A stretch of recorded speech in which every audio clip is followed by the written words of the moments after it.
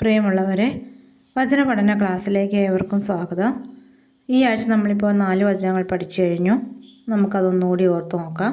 യോഹന്നാൻ 14:14 എൻ്റെ നാമത്തിൽ എന്നോട് എന്തെങ്കിലും ചോദിച്ചാൽ ഞാനത് ചെയ്തു തരും. സംഖ്യ 6:24 കർത്താവ് നിന്നെ അനുഗ്രഹിക്കുകയും പരിപാലിക്കുകയും ചെയ്യട്ടെ. സങ്കീർത്തനം 46:10 ശാന്തമാകുക, ഞാൻ ദൈവമാണെന്നറിയുക.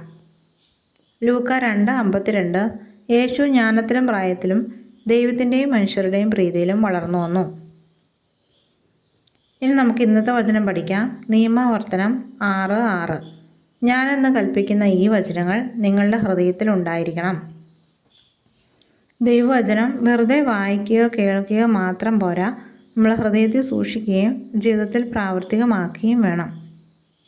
യാക്കോബ് 1:22 പറയുന്നു, നിങ്ങൾ വചനം കേൾക്കുക മാത്രം ചെയ്യുന്ന ആത്മവഞ്ചകരാകാതെ അത് അനുവർത്തിക്കുകയും കൂടി ചെയ്യുവിൻ. ദൈവം കൽപ്പിച്ചിരിക്കുന്ന വചനമാണ് ബൈബിൾ.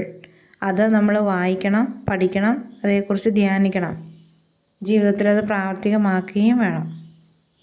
നമുക്കിനി ഇന്നത്തെ വചനം 3 പ്രാവശ്യം ഏറ്റു പറയാം.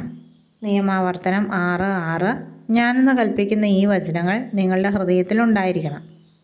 നിയമാവർത്തനം 6:6 ഞാനെന്ന് കൽപ്പിക്കുന്ന ഈ വചനങ്ങൾ നിങ്ങളുടെ ഹൃദയത്തിലുണ്ടായിരിക്കണം.